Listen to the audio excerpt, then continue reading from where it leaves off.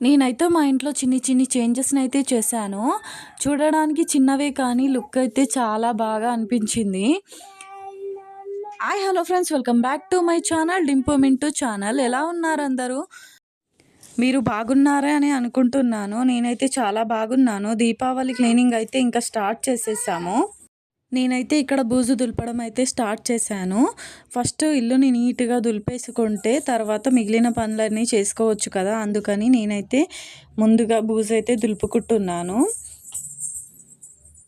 మేమైతే ఇల్లు దులిపి 1 మంత్ మాత్రమే అవుతుంది. అయినా కూడా చాలా డస్ట్ అయితే పట్టేసింది.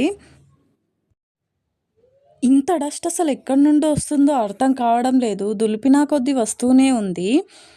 అసలు ఈ ఇండ్లు దులపడం ఏమిటో కానీ అసలు ఎంతలా అలసిపోతామో. మీరు కూడా దీపావళి క్లీనింగ్ అయితే స్టార్ట్ చేశారా? స్టార్ట్ చేస్తే ఇలాంటి సిట్యుయేషనే మీరు కూడా ఫేస్ చేశారా? కామెంట్ అయితే చేయండి. మేమైతే ఇల్లు దులపడం మార్నింగ్ అయితే పెట్టుకున్నాము. దులిపేసరికి ఈవినింగ్ అయితే అయిపోయింది. ఇలాంటి పనులైతే తొందరగా అస్సలు అయిపోనే అయిపోవు. ఎంత చేసినా ఇంకా వస్తూనే ఉంటుంది. సామాన్ మొత్తం కిందేస్తే మా బాబు చూడండి వాటి మధ్యలో ఎలా కూర్చున్నాడో. ఇంకా ఈ రూమ్ అయితే దులపడం అయిపోయింది. దులపడం అయిపోగానే ఫస్ట్‌గా అయితే ఇల్లైతే క్లీన్‌గా కడిగేసుకోవాలి. ఎందుకంటే ఆ డస్ట్‌ని మళ్ళీ పిల్లలుంటారు కాబట్టి తొక్కేస్తుంటారు. గలీజ్‌గా అవుతుంది. డస్ట్ ఎలర్జీ కూడా వస్తుంది కాబట్టి ముందుగా ఇల్లునైతే నీట్‌గా కడుక్కొని ఆ తర్వాత మాప్ పెట్టి తుడిచేసుకున్నాను. మనమైతే ఇల్లు దులుపుకున్నాం కాబట్టి చాలా డస్ట్ అయితే పడుతుంది. కాబట్టి కొంచెం టైం ఎక్కువగానే పడుతుంది. నీట్‌గా అయితే కడిగేసుకోవాలి. ఎందుకంటే ఆ డస్ట్ అంతా ఎళ్ళిపోవాలి కాబట్టి. మనతో చిన్న పిల్లలున్నారు కాబట్టి కొంచెం కేర్‌ఫుల్‌గా కొద్దిగా లేట్ అయినా సరే నీట్‌గా అయితే కడిగేసుకున్నాను నేనైతే. ఇంకా సెల్ఫ్‌లలో అన్నింటిలో వాటర్ పెట్టి కొట్టేసుకొచ్చాను. తర్వాత సామానయితే పక్కకు పెట్టేసుకున్నాను. అదంతా నీట్‌గా చేసి మళ్ళీ సెల్ఫ్‌లలో అయితే ఎక్కడివక్కడ పెట్టేసుకోవాలి. నీట్‌గా సర్దేసుకోవాలి మొత్తం.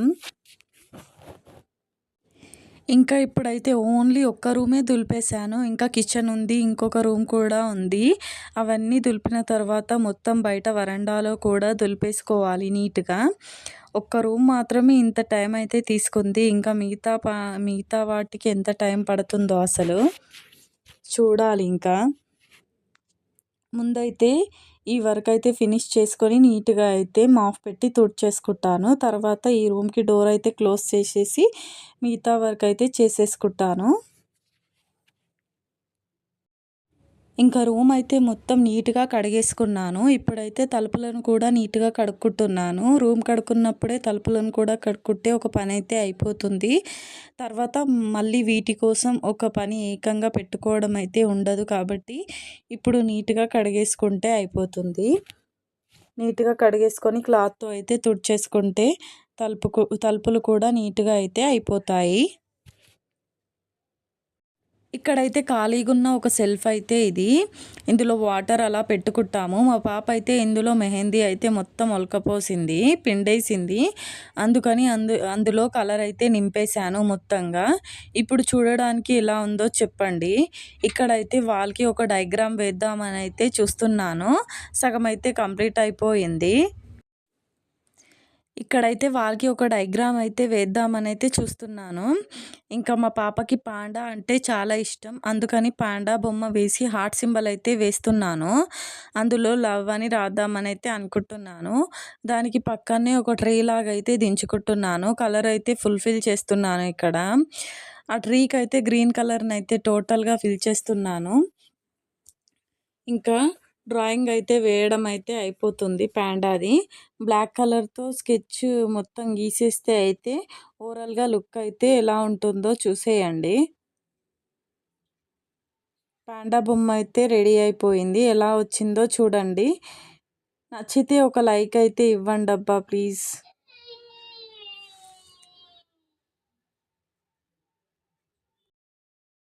ఇంకిక్కడైతే మా పాప మెహందీ చల్లిన సెల్ఫ్ కిందైతే ఒక తిప్పుడు ముగ్గయితే వేద్దామనైతే కూర్చున్నాను. తిప్పుడు ముగ్గులైతే నాకైతే అస్సలు రావు. చూద్దాం ఒకసారి ట్రై చేద్దామని అయితే ఫోన్లో చూశాను. ఈ తిప్పుడు ముగ్గు వేయడానికైతే చూస్తున్నాను. చాలా టఫ్గా అయితే ఉంది. తిప్పుడు ముగ్గులు ఎలా వేస్తారో ఏమో, డిజైన్స్ అయితే చాలా బాగా వేస్తాను వచ్చినంత వరకు. ముగ్గులు కూడా బాగా వేస్తాను, కానీ ఈ తిప్పుడు ముగ్గులు అయితే రావడం లేదు. ట్రై చేస్తున్నాను, ఎలా వస్తుందో మీరైతే చూసేయండి. నాకు వచ్చినట్టే అయితే వేశాను చూడండి.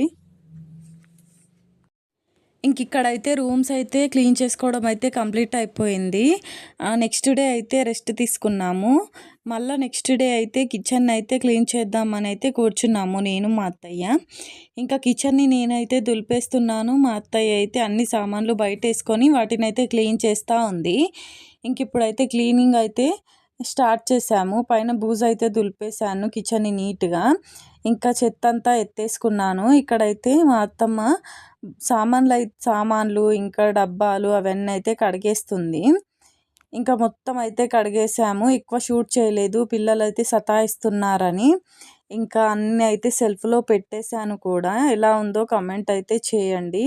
బాగా సదురుకున్నామా? మాదైతే చిన్ని కిచెన్. ఇక్కడైతే వాల్ అయితే మొత్తం ఆయిల్తో ఇలా అయితే ఉంది. తర్వాత చూడండి ఎలా తయారవుతుందో. ఇప్పుడైతే దీన్నైతే ఇలా చేసేసాం. బాగుందా? నచ్చితే లైక్ అయితే ఇవ్వండి ఒకటి. మన ఇల్లు ఎలా ఉన్నా నీట్గా ఉంచుకుంటే చాలా బాగుంటుంది. ఆర్గనైజింగ్గా ఒక ప్లానింగ్గా ఉంచుకుంటే అయితే చాలా బాగా ఉంటుంది. ఇక్కడైతే సెల్ఫ్స్కి ఒక పరదా అయితే కుట్టాము, అదైతే ఎక్కిస్తున్నాను దానికి వేసేద్దామని. ఇంకా దీవాళి ఏమో కానీ మా నడుములు అయితే పడిపోయాయి. అంతలా వర్క్ అయితే అయిపోయింది ఒక 2-3 డేస్. కానీ తర్వాత లుక్ అయితే చాలా బాగుంది కాబట్టి మేమైతే చాలా హ్యాపీ. మీ ఇంట్లో దీపావళికి ఇలాగే మీరు మొత్తం సర్దుకున్నారా? దీపావళి క్లీనింగ్ అయితే అయిపోయిందా? అందరూ దీపావళికి క్లీనింగ్ చేసుకుంటారని రూల్ లేదు. కొందరైతే చేసుకుంటారు దీపావళి పండుగ ఉన్న వాళ్ళు.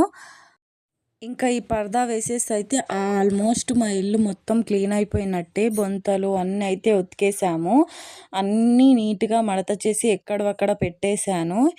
ఇదొక్కటే బ్యాలెన్స్డ్ ఉంది. ఇదొక్కటి పెట్టేస్తే మా దీపావళి క్లీనింగ్ అయితే మొత్తం అయిపోయినట్టే. ఇంకా హ్యాపీగా పండుగనైతే సెలబ్రేట్ చేసుకోవచ్చు.